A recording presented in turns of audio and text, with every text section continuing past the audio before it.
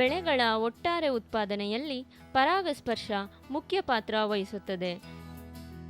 ಯಾವುದೇ ಬೆಳೆಯಾದರೂ ಹೂವಾಗಿ ಅದರಿಂದ ಪರಾಗಸ್ಪರ್ಶವಾಗಿ ಅನಂತರ ಬೀಜ ಉತ್ಪಾದನೆ ಆಗುತ್ತದೆ.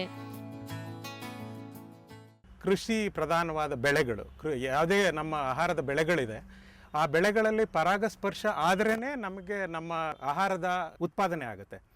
ಆ ಆಹಾರ ಉತ್ಪಾದನೆ ಆಗಬೇಕು ಅಂದರೆ ಗಿಡ ಯಾವುದೇ ಆಹಾರದ ಬೆಳೆದು ಅದರದ್ದು ಹೂವಾಗಿ ಹೂವಿಂದ ಪರಾಗಸ್ಪರ್ಶ ಆಗಿ ಅದಾದಮೇಲೆ ಬೀಜ ಉತ್ಪತ್ತಿ ಆಗುತ್ತೆ. ಬೀಜ ಉತ್ಪತ್ತಿ ಆದರೆ ಅದು ನಮ್ಮ ಆಹಾರವಾಗಿ ಮುಂದೆ ಉಪಯೋಗ ಆಗುತ್ತೆ. ಈ ಪರಾಗಸ್ಪರ್ಶ ಆಗೋದ್ರಲ್ಲಿ ಬೇರೆ ಬೇರೆ ವಿಧಗಳಿದೆ. ಒಂದು ಗಾಳಿಯಿಂದ ಆಗ್ಬೋದು, ಇಲ್ಲ ತುಂಬ ಜಾಸ್ತಿ ಅಂತಂದರೆ ಕೀಟಗಳಿಂದನೇ ಪರಾಗಸ್ಪರ್ಶಕ್ಕೆ ಇದಾಗ್ತಾ ಇರುತ್ತೆ ನಮ್ಮ ಪರಿಸರದಲ್ಲಿ. ಕೀಟನಾಶಕಗಳನ್ನು ಉಪಯೋಗಿಸುವುದರಿಂದ ಪರಾಗಸ್ಪರ್ಶಕ್ಕೆ ಬೇಕಾಗುವ ಕೀಟಗಳು ಸಹ ನಾಶಗೊಳ್ಳುತ್ತಿವೆ. ಆ ಕೀಟಗಳು ಈಗ ಇತ್ತೀಚಿನ ದಿವಸಗಳಲ್ಲಿ ಕೀಟನಾಶಕಗಳನ್ನು ಉಪಯೋಗ ಮಾಡೋದ್ರಿಂದ ಸುಮಾರು ನಮ್ಮ ಈ ಪರಾಗಸ್ಪರ್ಶಕ್ಕೆ ಉಪಯೋಗ ಆಗೋಂಥ ಕೀಟಗಳು ಸಾಯ್ತಾ ಇದ್ದಾವೆ. ಕೆಟ್ಟ ಹುಳುಗಳು ಅಥವಾ ಪೆಸ್ಟ್ಗಳ ನಮ್ಮದು ಏನೇನು ಹುಳುಗಳಿದೆ ಅದು ಸಾಯೋದ್ರ ಜೊತೆ ನಮ್ಮ ಪರಾಗಸ್ಪರ್ಶಕ್ಕೆ ಉಪಯೋಗ ಆಗೋಂಥ ಹುಳುಗಳು ಸಾಯ್ತಾ ಇದೆ. ಆ ನೇರದಲ್ಲಿ ನಾವು ಈಗ ಒಂದು ನಮ್ಮ ಸಂಸ್ಥಾನದಿಂದ ನಾವು ಏನು ಮಾಡ್ತಾ ಇದ್ದೀವಿ ಅಂತಂದರೆ, ಈ ಪರಾಗಸ್ಪರ್ಶಕ್ಕೆ ಉಪಯೋಗ ಆಗೋಂಥ ಕೀಟಗಳನ್ನು ಒಂದು ಜಾಗದಲ್ಲಿ ಸಂರಕ್ಷಣೆ ಮಾಡೋದಕ್ಕೆ ಒಂದು ವಿಶೇಷ ಸಂಶೋಧನೆಗಳನ್ನು ಮಾಡ್ತಾಯಿದ್ವಿ. ಆ ಸಂಶೋಧನೆಯಲ್ಲಿ ಏನು ಅಂತಂದರೆ, ಈ ಕೀಟಗಳು ಪರಾಗಸ್ಪರ್ಶಕ್ಕೆ ಉಪಯೋಗ ಆಗೋಂಥ ಕೀಟಗಳನ್ನು ಒಂದು ಜಾಗದಲ್ಲಿ ಇಡಬೇಕು ಅಂದರೆ ಅವಕ್ಕೂ ಒಂದು ಆಹಾರ ಬೇಕು. ಆ ಆಹಾರ ಕೊಡುವುದು ಅದರದ್ದು ಅದಕ್ಕೆ ಮನೆ ಕಟ್ಟೋಕ್ಕಾಗಲಿ ಯಾವುದಕ್ಕೆ ಆಗಲಿ, ಅದಕ್ಕೋಸ್ಕರ ಅದನ್ನು ಹೆಲ್ಪ್ ಮಾಡಬೇಕು, ಉಪಯೋಗ ಮಾಡಬೇಕು ಅಂತಂದರೆ ಅದಕ್ಕೆ ಬೇಕಾದ ಗಿಡಗಳು ಅಥವಾ ಸಸ್ಯಗಳನ್ನು ಒಂದು ಜಾಗದಲ್ಲಿ ಹಾಕಿದರೆ ಆ ಸಸ್ಯಗಳು ಈ ಕೀಟಗಳಿಗೆ, ಪರಾಗಸ್ಪರ್ಶಕ್ಕೆ ಉಪಯೋಗ ಆಗೋಂಥ ಕೀಟಗಳನ್ನ ಸಂರಕ್ಷಣೆ ಮಾಡ್ತವೆ. ಪರಾಗಸ್ಪರ್ಶದ ಗಿಡಗಳು ಸುಮಾರು 50 ಜಾತಿಗಳಿವೆ. ಈ ಬೇರೆ ಬೇರೆ ಜಾತಿಯ ಗಿಡಗಳು ಬೇರೆ ಬೇರೆ ಸಮಯದಲ್ಲಿ ಹೂ ಬಿಡುವುದರಿಂದ ಬೆಳೆಗಳ ಪರಾಗಸ್ಪರ್ಶಕ್ಕೆ ಹೆಚ್ಚು ಅನುವು ಮಾಡಿಕೊಡುತ್ತದೆ. ಈಗ ನೀವು ನೋಡಿರ್ಬೋದು, ಈಗ ಈ ಚಿತ್ರದಲ್ಲಿ ಪರಾಗಸ್ಪರ್ಶಕ್ಕೆ ಉಪಯೋಗ ಆಗೋಂಥ ಕೀಟಗಳನ್ನು ಸಂರಕ್ಷಣೆ ಮಾಡೋದಕ್ಕೋಸ್ಕರ ನಾವು ಒಂದು ಸಣ್ಣ ಜಾಗದಲ್ಲಿ ಒಂದು 50-60 ಜಾತಿಯ ವಿವಿಧ ಸಸ್ಯಗಳನ್ನು ಹಾಕಿದ್ದೀವಿ. ಇವು ಬೇರೆ ಬೇರೆ ಟೈಮಲ್ಲಿ ಹೂಗಳನ್ನು ಬಿಡುತ್ತೆ. ಅಥವಾ ಆ ಜೇನುಗಳು ಅವುಗಳನ್ನು ಮನೆ ಕಟ್ಕೊಳ್ಳೋದಕ್ಕೆ, ಅವುಗಳ ಗೂಡು ಕಟ್ಕೊಳ್ಳೋದಕ್ಕೆ ಅದಕ್ಕೆ ಸಸ್ಯಗಳು ಅದರ ಪರಾಗದಿಂದ ಇವಕ್ಕೆ ಸಹಾಯ ಮಾಡ್ತವೆ. ಅಥವಾ ಅದರ ಎಲೆಗಳಿಂದ ಈ ಕೀಟಗಳು ಸಂರಕ್ಷಣೆ ಆಗೋದ್ರಲ್ಲಿ ಅದರ ಸಹಾಯ ಆಗುತ್ತೆ.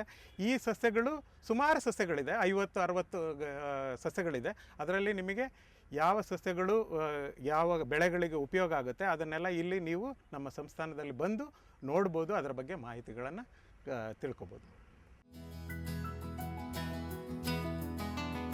ರೈತರು ಈ ಪರಾಗಸ್ಪರ್ಶಕ್ಕೆ ನೆರವಾಗುವ ಕೀಟಗಳನ್ನು ಆಕರ್ಷಿಸುವಂತಹ ಗಿಡಗಳನ್ನು ಬದುಗಳಲ್ಲಿ ಬೆಳೆಸಿದರೆ ಬೆಳೆಯ ಇಳುವರಿಯನ್ನು ಹೆಚ್ಚಿಸಿಕೊಳ್ಳಬಹುದು. ನಮ್ಮ ರೈತರು ತಮ್ಮ ಹೊಲಗಳ ಬದುಗಳಲ್ಲಿ ಅವರ ಬೆಳೆಗಳು ಯಾವುದೇ ಬೆಳೆಗಳನ್ನು ಬೆಳೀಲಿ, ಅದರ ಜೊತೆ ಬೇರೆ ಬೇರೆ ಇಂಥ ಒಳ್ಳೆಯ ಸಸ್ಯಗಳಿರ್ತವೆ. ಅವು ನಮ್ಮ ಪರಾಗಸ್ಪರ್ಶಕ್ಕೆ ಉಪಯೋಗ ಆಗೋಂಥ ಕೀಟಗಳನ್ನು ಸಂರಕ್ಷಣೆ ಮಾಡೋ ಸಸ್ಯಗಳನ್ನು ತಮ್ಮ ಬದುಗಳ ಮೇಲೆ ಹಾಕಿದರೆ ಅದಕ್ಕೇನು ಜಾಸ್ತಿ ಏನು ಕೇರ್ ತಗೊಳ್ಳೋದೇನು ಬೇಕಾಗಿಲ್ಲ. ಅದರಷ್ಟಕ್ಕೆ ಅದು ಬೆಳೀತಾ ಇರುತ್ತೆ. ಅದರ ಹೂವಿಂದ ಈ ಕೀಟಗಳೆಲ್ಲ ಬದುಕಿ ನಮ್ಮ ಪರಾಗಸ್ಪರ್ಶ ಬೇರೆ ಬೆಳೆಗಳಲ್ಲಿ ಪರಾಗಸ್ಪರ್ಶ ಕ್ರಿಯೆಯಲ್ಲಿ ಸಹಾಯ ಮಾಡ್ತವೆ. ಈ ಸಹಾಯ ಮಾಡೋದ್ರಿಂದ ನಮ್ಮ ಬೆಳೆ ಉತ್ಪಾದನೆ ಚೆನ್ನಾಗಾಗುತ್ತೆ. ಅದರಿಂದ ಈ ಸಸ್ಯಗಳ ಬಗ್ಗೆ ಮಾಹಿತಿಗಳನ್ನು ಕೇಳಬೇಕು ಅಂತಂದರೆ ನಮ್ಮ ಸಂಸ್ಥಾನ ಹೆಬ್ಬಾಳದಲ್ಲಿ ಮತ್ತು ಯಲಹಂಕದಲ್ಲಿ ಇರೋ ಕ್ಯಾಂಪಸ್ಸಲ್ಲಿ ನೀವು ಎಲ್ಲ ರೈತರೆಲ್ಲ ಬಂದು ಅದರ ಬಗ್ಗೆ ಮಾಹಿತಿಯನ್ನು ತಗೊಂಡು ತಮ್ಮ ಹೊಲಗಳಲ್ಲಿ ಇದನ್ನು ಉಪಯೋಗ ಮಾಡ್ಕೋಬೋದು ಅಂತ ನಾನು ಹೇಳ್ತೇನೆ.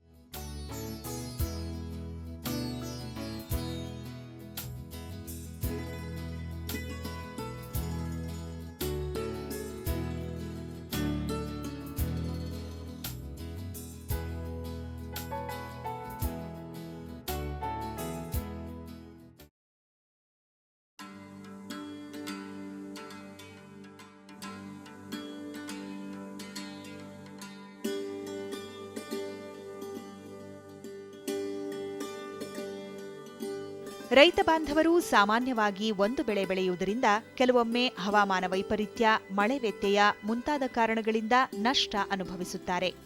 ಅದರಲ್ಲೂ ಖುಷ್ಕಿ ಪ್ರದೇಶದಲ್ಲಿ ಲಭ್ಯ ನೀರು ಮತ್ತು ಭೂಮಿಯನ್ನು ಬಳಸಿಕೊಂಡು ಲಾಭದಾಯಕ ಬೆಳೆಗಳನ್ನು ಬೆಳೆಯುವುದು ಪ್ರಮುಖ ಅಂಶವಾಗಿರುತ್ತದೆ.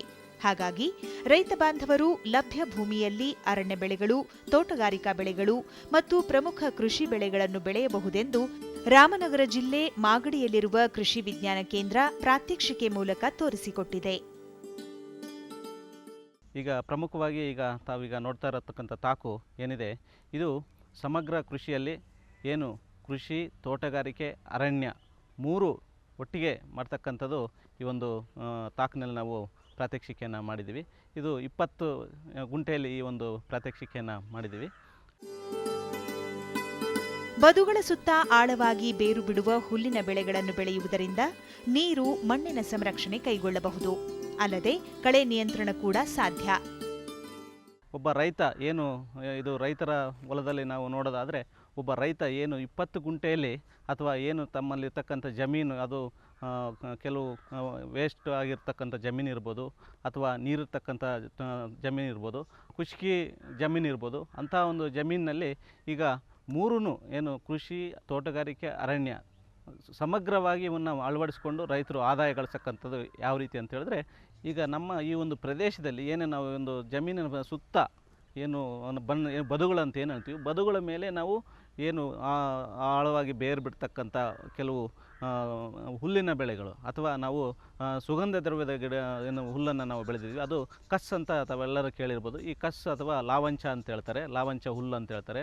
ಈ ಕಸ್ ಹುಲ್ಲು ಏನು ಬದುಗಳ ಮೇಲೆ ಹಾಕಿದಾಗ ಏನಾಗುತ್ತೆ ಅಂತ ಹೇಳಿದ್ರೆ, ಇದು ನೀರು ಮತ್ತು ಮಣ್ಣಿನ ಸಂರಕ್ಷಣೆ ಮಾಡ್ತದೆ. ಏನು ಹೆಚ್ಚಿಗೆ ಮಳೆ ಬಂದಾಗ ನೀರು ರಭಸವಾಗಿ ಹೋದಾಗ ಮಣ್ಣು ಕೊಚ್ಚಿ ಹೋಗೋದು ಸರ್ವಸಾಮಾನ್ಯ ಇರ್ತದೆ. ಹಾಗೆ ನಾವು ಬದುಗಳಲ್ಲಿ ಹಾಕಿದಾಗ ಇದು ನೀರು ಬದುನ ಕೊರಿಯೋದು ಕಡಿಮೆ ಮಾಡಿ ಮಣ್ಣಿನ ಸಂರಕ್ಷಣೆ ಮಾಡ್ತದೆ. ಅದರ ಜೊತೆಗೆ ನೀರೂ ಸಹ ಸಂರಕ್ಷಣೆ ಆಗ್ತದೆ. ಇದು ಪ್ರಮುಖವಾಗಿ ತದನಂತರ ಇದೇನಾಗ್ತದೆ ಅಂತ ಹೇಳಿದ್ರೆ, ನಾವು ಬದುಗಳಲ್ಲಿ ಹೆಚ್ಚಿಗೆ ಏನು ಕಸ ಗಂಟೆ ಇನ್ನೊಂದು ಬೆಳೆಯೋದು ನಮಗೆ ಕಡಿಮೆ ಆಗ್ತದೆ. ಹಾಗಾಗಿ ಇದನ್ನು ನಾವು ಬೆಳೆದ ನಂತರ ಹೆಚ್ಚಿಗೆ ರೀತಿಯಲ್ಲಿ ನಾವು ಈ ಔಷಧಿ ಏನು ನಾವು ಸುಗಂಧ ದ್ರವ್ಯದ ಏನು ನಾವು ಎಣ್ಣೆ ತೆಗೆದುಕೊಂಡು ಉಪಯೋಗಿಸಿ ಇದನ್ನು ಬಳಸ್ತಾರೆ.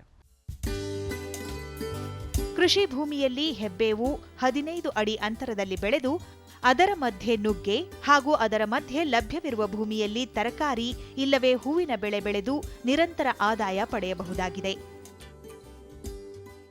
ಮತ್ತು ನಾವು ಪ್ರಮುಖವಾಗಿ ಜಮೀನಲ್ಲಿ ಬಂದಾಗ ಈಗಾಗಲೇ ನಾವು ಕೃಷಿ, ತೋಟಗಾರಿಕೆ, ಅರಣ್ಯ ಅಂತ ಹೇಳಿದಾಗ ನಾವು ಜಮೀನಲ್ಲಿ ಮಧ್ಯೆ ಒಂದು ಹೆಬ್ಬೇವನ್ನ ಹಾಕಿದ್ದೀವಿ. ಹೆಬ್ಬೇವು ಏನು 15 ಅಥವಾ 15 ಅಡಿಯಲ್ಲಿ ಹೆಬ್ಬೇವು ಹಾಕಿದ್ದೀವಿ. ಆ ಮಧ್ಯ ಸಾಲುಗಳಲ್ಲಿ ನಾವು ಈಗಾಗಲೇ ನೋಡ್ತಿರೋ ಹಾಗೆ ನಾವು ನುಗ್ಗೆ ಹೊಸ ತಳಿ ಭಾಗ್ಯ ಅಂತೇಳ್ಬಿಟ್ಟು ಹೊಸ ನುಗ್ಗೆ ತಳಿಯನ್ನು ನಾವು ನಾಟಿ ಮಾಡಿದ್ವಿ ಅಂತರ ಬೆಳೆಯಾಗಿ. ಆ ಒಂದು ನುಗ್ಗೆ ಮಧ್ಯನೂ ಸಹ ನಾವು ಈಗ ಕೃಷಿ ಬೆಳೆಗಳಿರ್ಬೋದು ಅಥವಾ ತೋಟಗಾರಿಕೆ ತರಕಾರಿ ಬೆಳೆಗಳಿರ್ಬೋದು, ಇದನ್ನು ಪ್ರಥಮ ಹಂತದಲ್ಲಿ ಏನಂದರೆ ಹೊಸದಾಗಿ ನಾಟಿ ಮಾಡಿದ ನುಗ್ಗೆ ಮತ್ತು ನಾವು ಬೇವನ್ನು ನಾಟಿ ಮಾಡಿದ ಪ್ರಥಮ ಹಂತದಲ್ಲಿ 3-4 ತಿಂಗಳು ಇರ್ಬೋದು, ಅಥವಾ 1-2-3 ವರ್ಷ ತನಕ ನಾವು ಈ ಒಂದು ತರಕಾರಿ ಬೆಳೆಗಳನ್ನು ಬೆಳಿಬೋದು. ತರಕಾರಿ ಬೆಳೆಗಳಂದರೆ ತರಕಾರಿ ಬೆಳೆಗಳಾಗ್ಬೋದು ಅಥವಾ ಹೂವಿನ ಬೆಳೆಗಳು ಬೆಳಿಬೋದು. ತರಕಾರಿ ಬೆಳೆಗಳಂತ ಹೇಳಿದ್ರೆ ನೀವು ಟೊಮೊಟೊ ಆಗ್ಬೋದು, ಮೆಣಸಿನ ಗಿಡ ಆಗ್ಬೋದು, ಅಥವಾ ಕೋಸು ಆಗ್ಬೋದು, ಹೂಕೋಸು ಆಗ್ಬೋದು, ಈ ಥರ ಅನೇಕ ಗರ್ಜರಿ ಆಗ್ಬೋದು, ಕ್ಯಾರೆಟ್ ಆಗ್ಬೋದು, ಮೂಲಂಗಿ ಆಗ್ಬೋದು, ಈ ಥರ ಅನೇಕ ತರಕಾರಿಗಳನ್ನು ಬೆಳ್ಕೊಬೋದು. ಅಥವಾ ಇದರಲ್ಲೂ ಬೇರೆ ಹೂವಿನ ಬೆಳೆಗಳಂತ ಹೇಳಿದ್ರೆ ನೀವು ಚೆಂಡು ಹೂವು ಬೆಳ್ಕೊಬೋದು, ಬಟಾನ್ಸ್ ಬೆಳ್ಕೊಬೋದು. ಈ ರೀತಿ ಹೂವಿನ ಬೆಳೆಗಳನ್ನು ಬೆಳೆದು ಇದರಲ್ಲಿ ಹೆಚ್ಚಿನ ಒಂದು 3 ವರ್ಷ ನಮಗೇನು ಅಥವಾ ಒಂದು 3-4 ತಿಂಗಳು ಪ್ರಥಮ ಹಂತದಲ್ಲಿ ಖಾಲಿ ಜಾಗ ಬಿಡದೇ ಇದರಲ್ಲಿ ನಾವು ಆದಾಯ ಪಡ್ಕೋಬೋದು. ಬಹುವಾರ್ಷಿಕ ಬೆಳೆ ನುಗ್ಗೆ 6 ತಿಂಗಳಿನಿಂದ ಕಾಯಿ ಬಿಡಲಾರಂಭಿಸುತ್ತದೆ. ಹಾಗೆಯೇ 8ರಿಂದ 10 ವರ್ಷಕ್ಕೆ ಹೆಬ್ಬೇವು ಕಟಾವಿಗೆ ಬರುತ್ತದೆ. ಜೊತೆಗೆ ನಿರಂತರವಾಗಿ ರಾಸುಗಳಿಗೆ ಅದರ ಸೊಪ್ಪನ್ನು ಮೇವಿನ ರೂಪದಲ್ಲಿ ಬಳಸಬಹುದು. ನುಗ್ಗೆ ಏನಂತ ಹೇಳಿದ್ರೆ ಸರ್ವೇ ಸಾಮಾನ್ಯವಾಗಿ ಈ ಒಂದು ಭಾಗ್ಯ ತಳಿ ಏನಿದೆ, ವರ್ಷವಿಡೀ ಫಸಲು ಬಿಡ್ತಕ್ಕಂಥ ಈ ಒಂದು ಭಾಗ್ಯ ತಳಿ ಏನಿದೆ, ಇದು ನಮಗೆ 6 ತಿಂಗಳ ನಂತರ ಇದು ಫಸಲು ಕೊಡೋದಕ್ಕೆ ಸ್ಟಾರ್ಟ್ ಆಗುತ್ತೆ. ಈ ತಳಿನ ನಾವು 6ರಿಂದ 7 ವರ್ಷ ನಾವು ನಿರ್ವಹಣೆ ಮಾಡ್ಬೋದು. ಹೆಂಗೆ ಅಂತ ಹೇಳಿದ್ರೆ, ಇದು ಪ್ರಮುಖವಾಗಿ ನಾವು 6 ತಿಂಗಳಿಗೆ ಹೂವು ಸ್ಟಾರ್ಟ್ ಆದಮೇಲೆ ಪ್ರಥಮ ವರ್ಷದಲ್ಲಿ ನಿಮಗೆ 450ರಿಂದ 500 ಕಾಯಿಗಳವರೆಗೂ ಫಸಲು ಕೊಡ್ತದೆ. ಅಂದರೆ ಸಾಮಾನ್ಯವಾಗಿ 1 ಕೆ ಜಿಗೆ 12 ಕಾಯಿ ತೂಗ್ತದೆ.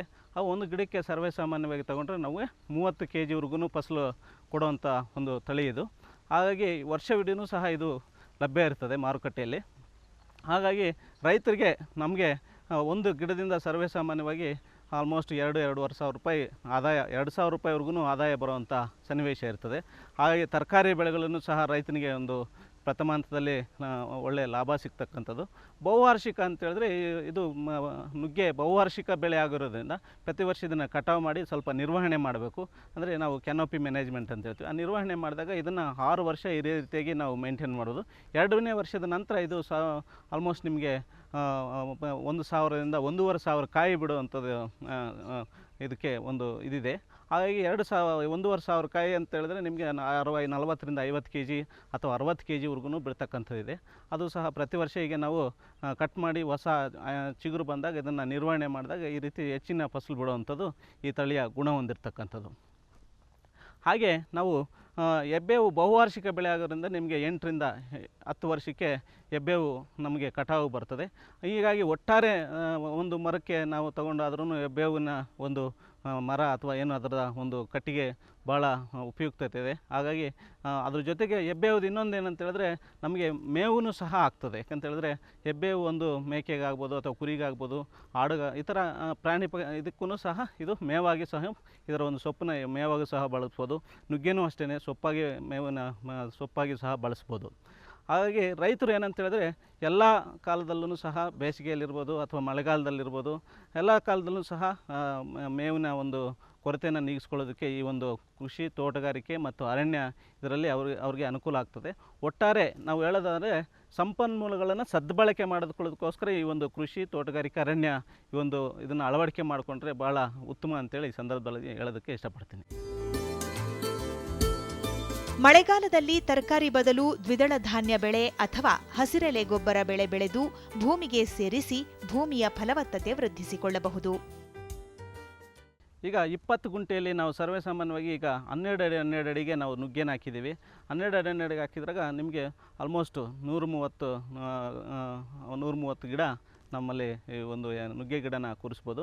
ಅದೇ ರೀತಿ 15 ಅಡಿ ಹಾಕಿದಾಗ ಒಂದು 115 ಹೆಬ್ಬೇವನ್ನ ಕೂರಿಸ್ಬೋದು. ಹಾಗಾಗಿ ಈ ಥರ ಹಾಕಿದಾಗ ಏನಂದರೆ ಪ್ರತಿ ಒಂದು ಗಿಡಕ್ಕೆ ನುಗ್ಗೆ ಪ್ರಥಮ ವರ್ಷದಲ್ಲಿ ನಾನು ಹೇಳಿದೆ 1,000 ರೂಪಾಯಿವರೆಗೂ ನಾವು ಪ್ರಥಮ ವರ್ಷದಲ್ಲಿ ಒಂದು ಗಿಡದಿಂದ ನಾವು ನಿರೀಕ್ಷೆ ಮಾಡ್ಬೋದು, ಏನಂದರೆ ಆದಾಯ ನಿರೀಕ್ಷೆ ಮಾಡ್ಬೋದು. ಮತ್ತು ತರಕಾರಿ ಬೆಳೆಗಳಲ್ಲಿ ಒಂದು ಗುಂಟೆಯಲ್ಲಿ ಅಥವಾ ಏನು ನಾವು 20 ಗುಂಟೆಯಲ್ಲಿ ನಾವು ಪ್ರಥಮ ವರ್ಷದಲ್ಲಿ ಈಗಾಗಲೇ ಹೇಳಿದಾಗ 3 ತಿಂಗಳು ನಾವು ಗರ್ಜರಿ ಅಂದರೆ ಕ್ಯಾರೆಟ್ ಆಗ್ಬೋದು, ಮೆಣಸಿನ ಗಿಡ ಆಗ್ಬೋದು, ಈ ಥರ ಅಂತರ ಬೆಳೆಗಳನ್ನು ಬೆಳ್ಕೊಂಡು ಸಹ ಅದರಲ್ಲಿ ನಾವು ಒಂದು ಅರ್ಧ ಎಕರೆಯಲ್ಲಿ ಏನಿಲ್ಲ ಕನಿಷ್ಠ ಅಂತ ಹೇಳಿದ್ರು 50,000 ರೂಪಾಯಿ ನಾವು ತರಕಾರಿ ಬೆಳೆಗಳಲ್ಲಿ ತಗೋಬೋದು. ಅಥವಾ ಮಳೆಗಾಲದಲ್ಲಿ ಬೇರೆ ಹಸಿರಲ್ಲೇ ಈಗ ಬರೀ ತರಕಾರಿನೇ ಬೆಳೆಯೋದೇ ಅಂತ ಕಷ್ಟ ಅಥವಾ ಮಳೆ ನೀರಿನ ಇದರಲ್ಲೇ ಆಶ್ರಯ ಇದ್ದಂಥ ಪ್ರದೇಶದಲ್ಲಿ ನಾವು ಈ ಹಸಿರೆಲೆ ಗೊಬ್ಬರಗಳು ಅಂದರೆ ಭೂಮಿಗೆ ಸೇರ್ತಕ್ಕಂಥ ಹಸಿರೆಲೆ ಗೊಬ್ಬರ ದ್ವಿದಳ ಧಾನ್ಯದ ಬೆಳೆಗಳನ್ನು ಸಹ ಬೆಳ್ಕೋಬೋದು. ಅದರಲ್ಲಿ ಈಗ ನಾವು ನೋಡ್ತಿರ್ತಕ್ಕಂಥದ್ದು ಅಲಸಂದೆನ ನಾವು ದ್ವಿದಳ ಧಾನ್ಯ ಬೆಳೆಗಳನ್ನು ಹಾಕಿ ಹೂವು ಅಂತ ಬಂದಾಗ ಅದನ್ನು ಭೂಮಿಗೆ ಸೇರಿಸಿದಾಗ ಅದಕ್ಕೆ ಒಳ್ಳೆ ಸಾವಯವ ಅಂಶ ಭೂಮಿಗೆ ಸೇರಿಸ್ದಂಗಾಗಿ ಫಲವತ್ತತೆ ಹೆಚ್ಚಾಗ್ತದೆ ಅಥವಾ ಮಣ್ಣಿನ ಗುಣಮಟ್ಟನೂ ಸಹ ಉತ್ತಮವಾಗ್ತದೆ. ಹಾಗಾಗಿ ಈ ಒಂದು ಅಲಸಂದೆ ಮತ್ತು ಇನ್ನು ದಯಾಂಚ ಅಂತ ಕೇಳಿದರೆ ಅಪ್ಸೆಣಬು ಅಂತ ಇದೆ, ಅಪ್ಸೆಣಬು ಬೆಳಿಬೋದು ಅಥವಾ ಅದನ್ನು ಹೂವು ಹಂತದಲ್ಲಿ ಭೂಮಿಗೆ ಸೇರಿಸಿದಾಗ ಸಾವಯವಂಶ ಮತ್ತು ಒಳ್ಳೆ ಇದನ್ನು ಸಾವಯವಂಶ ಭೂಮಿಗೆ ಸೇರಿಸ್ದಂಗೆ ಆಗ್ತದೆ. ಖುಷ್ಕಿ ಪ್ರದೇಶದಲ್ಲಿ ನೀರಿನ ಅನುಕೂಲವಿರುವಂತಹ ರೈತರು ಹನಿ ನೀರಾವರಿ ಅಳವಡಿಸಿಕೊಂಡು ಸಮಯ ಮತ್ತು ಶ್ರಮದ ಉಳಿತಾಯದ ಜೊತೆಗೆ ಒಟ್ಟಾರೆ ಉತ್ಪಾದನಾ ವೆಚ್ಚ ತಗ್ಗಿಸಿ ಹೆಚ್ಚಿನ ಇಳುವರಿ ಪಡೆಯಬಹುದಾಗಿದೆ. ಖುಷ್ಕಿ ಪ್ರದೇಶದಲ್ಲಿ ಏನಾದರೂ ರೈತರಲ್ಲಿ ನೀರಿನ ಅವಶ್ಯಕ ಅಥವಾ ನೀರಿನ ಒಂದು ಸೌಲಭ್ಯ ಇರ್ತಕ್ಕಂಥ ರೈತರು ಈ ಒಂದು ಪ್ರಥಮ ಹಂತದಲ್ಲಿ ನಾವು ಹನಿ ನೀರಾವರಿಯನ್ನು ಅಳವಡಿಸಿಕೊಂಡು ತರಕಾರಿ ಬೆಳೆಗೂ ಮತ್ತು ಹೆಬ್ಬೇವಿಗೂ ಮತ್ತು ನಮ್ಮ ನುಗ್ಗೆ ಬೆಳೆಗೂ ಸಹ ಹನಿ ನೀರಾವರಿಯನ್ನು ಅಳವಡಿಸಿಕೊಂಡು ಮಾಡಿದ್ದೇ ಆದಲ್ಲಿ ನೀರಿನ ಸದ್ಬಳಕೆಯೂ ಮಾಡ್ಕೋಬೋದು, ಒಳ್ಳೆಯ ಉತ್ತಮ ಇಳುವರಿಯನ್ನು ಸಹ ಪಡಿಬೋದು. ಹನಿ ನೀರಾವರಿ ಮುಖಾಂತರನೂ ಸಹ ನಾವು ರಸಾವರಿ ಪದ್ಧತಿಯಲ್ಲಿ ಪೋಷಕಾಂಶಗಳನ್ನು ನಿರ್ವಹಣೆ ಮಾಡಿ ಹೆಚ್ಚಿನ ಒಂದು ಇಳುವರಿ ಅಥವಾ ಫಸಲನ್ನು ಪಡೋದಕ್ಕೆ ಅನುಕೂಲ ಮಾಡ್ಕೋಬೋದು. ಒಟ್ಟಾರೆ ಈ ಒಂದು ಕೃಷಿ, ತೋಟಗಾರಿಕೆ, ಅರಣ್ಯ ಈ ಮೂರನ್ನು ಒಟ್ಟಿಗೆ ಒಂದು ನಿರ್ದಿಷ್ಟ ಜಮೀನಲ್ಲಿ ಅಥವಾ ನಿರ್ದಿಷ್ಟ ಪ್ರದೇಶದಲ್ಲಿ ನಾವು ಅಳವಡಿಕೆ ಮಾಡಿಕೊಂಡಿದ್ದೆ ಆದರೆ ರೈತರು ಒಳ್ಳೆ ನಾವು ಭೂಮಿ ಸದ್ಬಳಕೆ, ನೀರಿನ ಸದ್ಬಳಕೆ ಅಥವಾ ಏನು ಸೂರ್ಯನ ಬೆಳಕಿನ ಸದ್ಬಳಕೆ ಇದೆಲ್ಲ ಸದ್ಬಳಕೆ ಮಾಡಿಕೊಂಡು ನಾವು ಉತ್ತಮ ಇಳುವರಿ ಮತ್ತು ಉತ್ತಮವಾದ ಆದಾಯನ ಪಡೆಯೋದಕ್ಕೆ ಅನುಕೂಲ ಆಗ್ತದೆ ಅಂತೇಳಿ ಈ ಸಂದರ್ಭದಲ್ಲಿ ಹೇಳೋದಕ್ಕೆ ಇಷ್ಟಪಡ್ತೀನಿ. ಕೃಷಿ ವಿಜ್ಞಾನ ಕೇಂದ್ರಗಳಲ್ಲಿ ಲಭ್ಯವಿರುವಂತಹ ಉತ್ತಮ ತಳಿಗಳನ್ನು ತಂದು ರೈತ ಬಾಂಧವರು ಮಿಶ್ರ ಬೆಳೆಗಳನ್ನು ಬೆಳೆಯುವ ಮೂಲಕ ನಿರಂತರ ಮತ್ತು ಹೆಚ್ಚಿನ ಆದಾಯವನ್ನು ಪಡೆಯಬಹುದಾಗಿದೆ. ಈ ನುಗ್ಗೆ ಭಾಗ್ಯ ತಳಿಯ ವಿಶೇಷತೆ ಏನಂತ ಹೇಳಿದ್ರೆ ಇದು ಗಿಡ್ಡ ಜಾತಿಯ ತಳಿ. ಇದನ್ನು ತೋಟಗಾರಿಕಾ ವಿಜ್ಞಾನಗಳ ವಿಶ್ವವಿದ್ಯಾಲಯದ ಬಾಗಲಕೋಟೆಯವರು ಈ ಒಂದು ತಳಿಯನ್ನು ಬಿಡುಗಡೆ ಮಾಡಿರ್ತಕ್ಕಂಥದ್ದು. ಇದರ ವಿಶೇಷ ಗುಣಗಳಂತ ಹೇಳಿದ್ರೆ ಇದು ಗಿಡ್ಡ ತಳಿಯಾಗಿದೆ ಮತ್ತು ಇದು ವರ್ಷವಿಡೀ ಫಸಲು ಬಿಡ್ತಕ್ಕಂಥ ಒಂದು ಗುಣ ಹೊಂದಿರತಕ್ಕಂಥ ಈ ತಳಿ ಕಾಯಿಗಳು ನೋಡಿದ್ದಾದರೆ ನಾವು ಈ ನಾಟಿ ಕಾಯಿಗಳನ್ನು ಹೋಳ್ತವೆ. ಯಾಕಂತ ಹೇಳಿದ್ರೆ ಕಾಯಿ ನಾವು ಸರ್ವೇ ಸಾಮಾನ್ಯವಾಗಿ 70 ಸೆಂಟಿಮೀಟ್ರ್ ಅಂದರೆ 2 ಅಡಿ ಉದ್ದ ಇರ್ತಕ್ಕಂಥದ್ದು ಮತ್ತು ಒಂದು ಕಾಯಿ 150ರಿಂದ 170 ಗ್ರಾಮ್ ತೂಕ ಇರ್ತಕ್ಕಂಥ ಕಾಯಿಗಳು ಆಗಿರ್ತವೆ. ಹಾಗಾಗಿ ತುಂಬ ಇದರಲ್ಲಿ ಈ ಒಂದು ಏನು ನಾವು ತಿರುಳಿನ ಏನಿದೆ ಭಾಳ ಸ್ವಾದಿಷ್ಟವಾಗಿರ್ತದೆ. ನಾವು ಸಾಂಬಾರು ಆಗ್ಬೋದು ಅಥವಾ ಏನೇ ಒಂದು ತಿನಿಸುಗಳು ಮಾಡಿದಾಗ ಸ್ವಾದಿಷ್ಟವಾಗಿರ್ತದೆ. ಹಾಗಾಗಿ ಭಾಳ ಗ್ರಾಹಕರು ಇಷ್ಟಪಡ್ತಾ ಇದ್ದಾರೆ. ಸಸಿಗಳ ಲಭ್ಯತೆ ನೋಡೋದಾದರೆ ನಮ್ಮ ಒಂದು ಕೃಷಿ ವಿಶ್ವವಿದ್ಯಾಲಯ ವ್ಯಾಪ್ತಿಯ ಎಲ್ಲ ಕೃಷಿ ವಿಜ್ಞಾನ ಕೇಂದ್ರಗಳಿದೆ. ನಮ್ಮ ಕೃಷಿ ವಿಜ್ಞಾನ ಕೇಂದ್ರ ರಾಮನಗರ ಜಿಲ್ಲೆಯಲ್ಲಿ ಈ ಒಂದು ಭಾಗ್ಯ ನುಗ್ಗೆ ಸಸಿಗಳನ್ನು ನಾವು ಉತ್ಪಾದನೆ ಮಾಡಿ ರೈತರಿಗೆ ಏನು ಸಬ್ಸಿಡಿ ರೇಟಲ್ಲಿ ನಾವು ಕೊಡ್ತಾಯಿದ್ದೀವಿ. ಒಂದು ಗಿಡ ಬಂದ್ಬಿಟ್ಟು 12 ರೂಪಾಯಿಗೆ ನಾವು ರೈತರಿಗೆ ಇದನ್ನು ವಿತರಣೆ ಮಾಡ್ತಾಯಿದ್ದೀವಿ. ಹಾಗಾಗಿ ಏನು ರೈತರು ಏನು ಬೇಕಾದಂಥ ರೈತರು ನಮ್ಮ ಈ ಕೃಷಿ ವಿಜ್ಞಾನ ಕೇಂದ್ರ ರಾಮನಗರ ಜಿಲ್ಲೆಯನ್ನು ಭೇಟಿ ಮಾಡಿದ್ರೆ ಖಂಡಿತ ಈ ಒಂದು ಸಸಿಗಳನ್ನು ಲಭ್ಯವಿದೆ.